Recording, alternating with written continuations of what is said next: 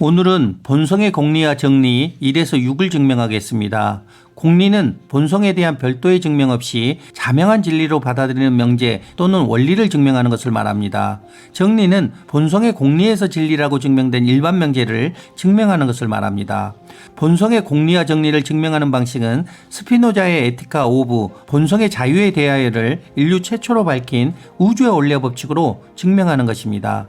그런데 여러분이 이 증명을 쉽게 이해하려면 절대계신의 모든 가능성의 상태가 변화 그 자체인 상호우전성, 상호침투성, 끌어당김성의 가능성의 상태가 되어 상호우전성, 상호침투성, 끌어당김성의 법칙에 의해 필연적으로 현상계 정신이 나타난다는 것입니다.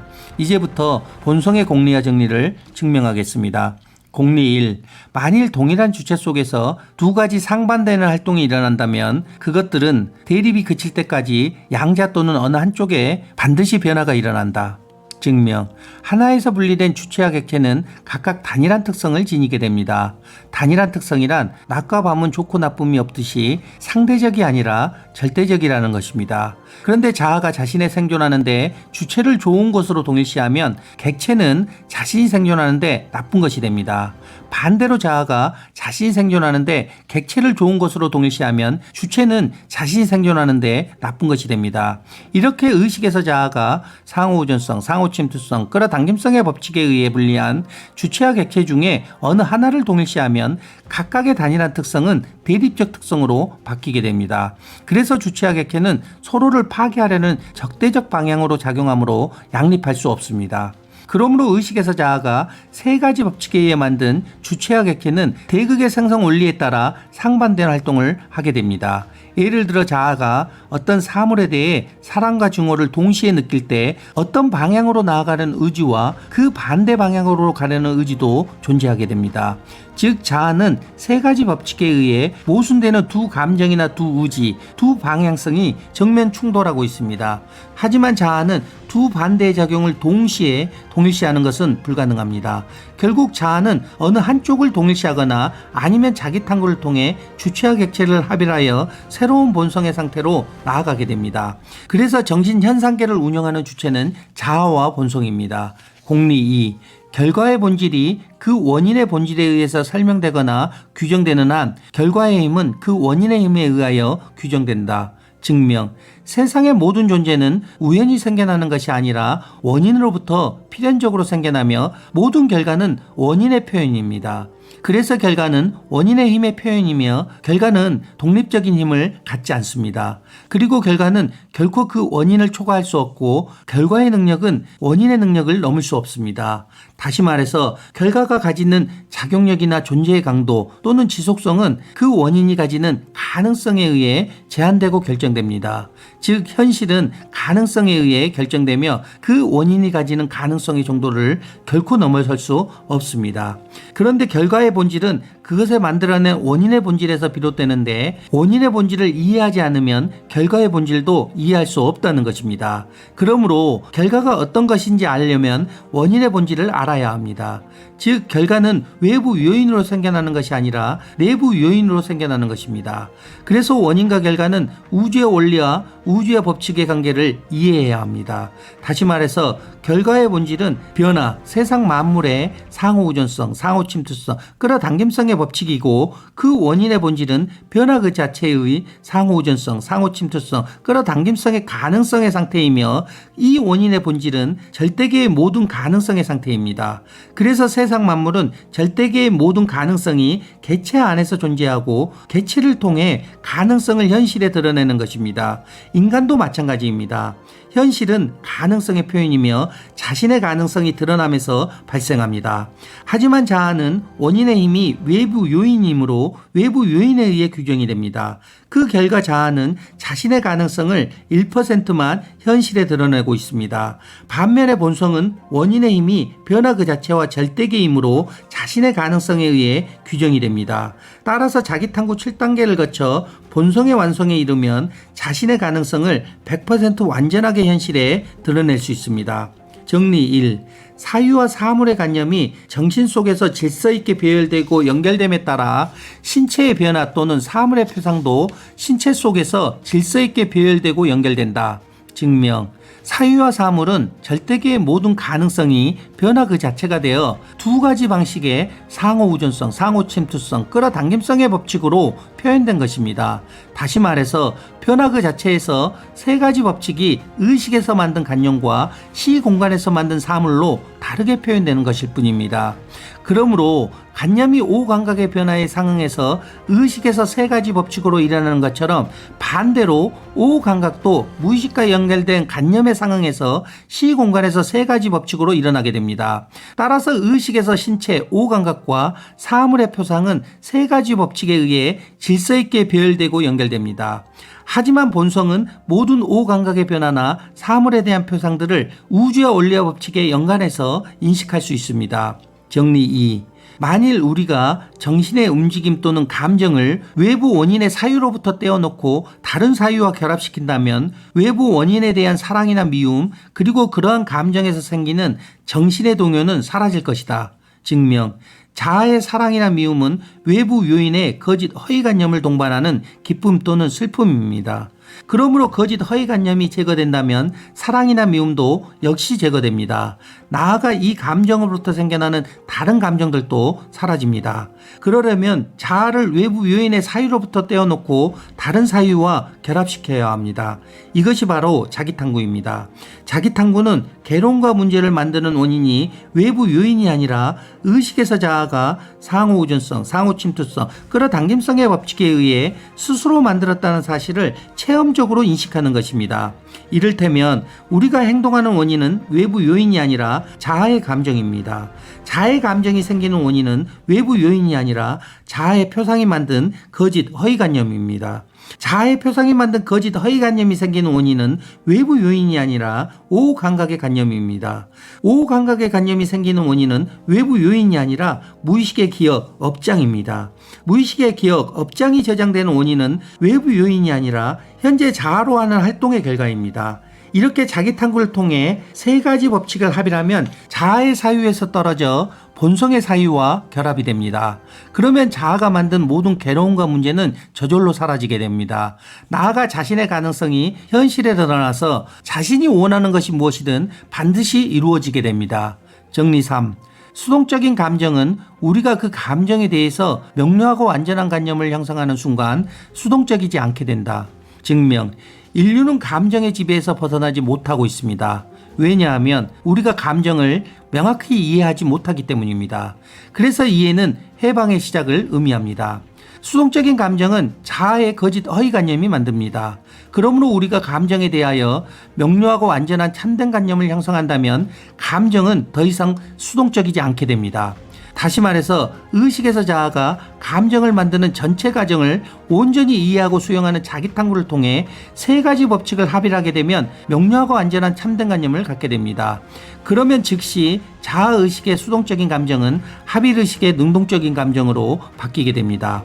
인류는 자기탐구로 인해 감정의 원인을 체험적으로 인식함에 따라서 자아의 감정은 본성의 지배 아래 있으며 영향을 받지 않게 됩니다. 이것이 인류를 자아의 구속으로부터 구원하여 본성의 자유를 얻을 수 있게 하는 유일한 방법입니다. 정리 4. 우리가 어떤 명료하고 완전한 개념을 형성할 수 없는 신체적 변화는 아무것도 없다. 증명. 인간에게 공통적인 존재인 본성은 타당하게 인식합니다. 따라서 본성이 명료하고 완전한 참된 관념을 형성할 수 없는 오감각의 변화는 존재하지 않습니다. 왜냐하면 본성은 오감각을 통해 의식에서 상호우전성, 상호침투성, 끌어당김성의 법칙에 의해 일어나는 모든 변화는 인식의 대상이기 때문입니다. 그래서 본성은 오감각의 변화에 대해 타당하게 인식하는 능력이 있습니다. 다시 말해서 본성은 오감각과 관념과 무의식의 구조를 우주의 원리의 법칙으로 인식합니다. 예를 들면 감정, 질병, 욕구, 충동, 감각 등 신체에서 일어나는 모든 현상에 대한 원인과 결과를 인식할 수 있습니다. 그러므로 신체의 오감각에서 일어나는 모든 변화는 본성의 합의의식 아래에서 명료하고 완전한 참된 관념을 통해 타당하게 인식이 됩니다. 즉 우리가 제대로 이해하지 못하는 오감각의 변화는 실제로 존재하지 않습니다.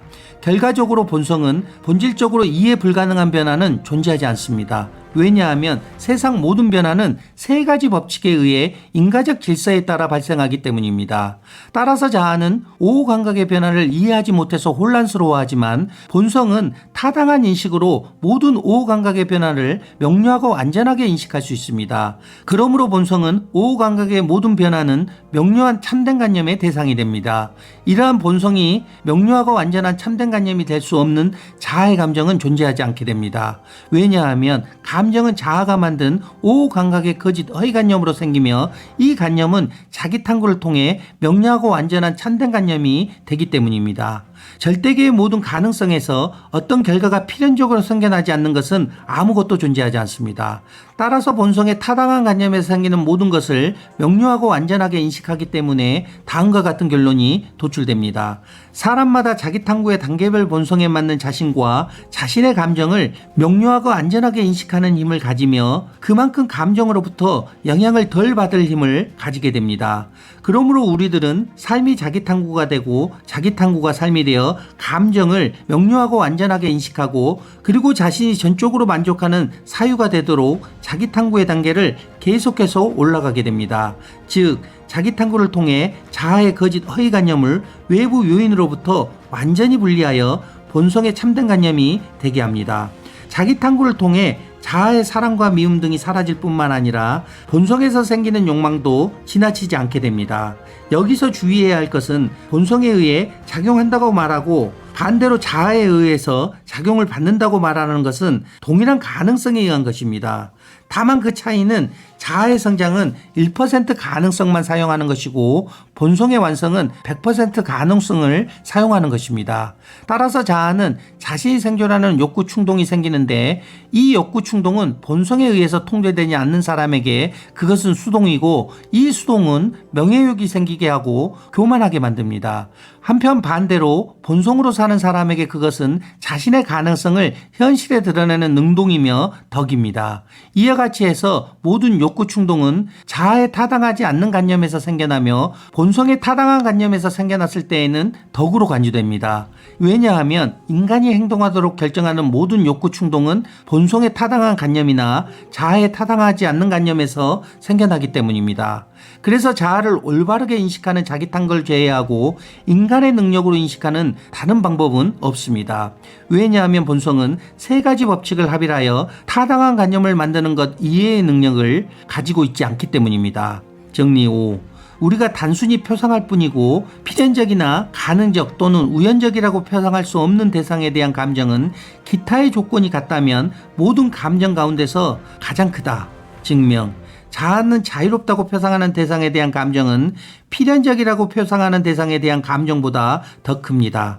또한 그 감정은 가능적, 우연적이라고 표상하는 대상에 대한 감정보다 더욱 큽니다. 왜냐하면 자아가 어떤 대상을 자유롭다고 표상하면 대상의 판단이 들어가 다른 무의식의 기억, 업장들에 있는 감정들까지 표상에 반영되지만 대상의 필연적 또는 가능적, 우연적이라고 표상하면 판단이 없이 그 대상이 가진 무의식의 기억, 업장에 있는 감정만 반영되기 때문입니다. 그런데 자아가 어떤 대상을 자유롭다고 표상하는 것은 상호우존성, 상호침투성, 끌어당김성의 법칙에 의한 원인을 모르기 때문입니다. 이런 경우를 자아의 동일시가 가장 크다고 할 수 있습니다. 그러므로 자아가 자유롭다고 표상하는 대상에 대한 감정은 같은 조건에서 필연적 또는 가능적 우연적인 대상에 대한 감정보다 크며 따라서 그것은 모든 감정 중에 가장 큽니다. 정리 6. 정신은 모든 것을 필연적인 것으로 인식하는 한 감정에 대해서 좀 더 큰 능력을 가지며 또는 감정으로부터 영향을 받는 일이 적다. 증명. 세상 만물은 필연적인 가능성의 표현입니다.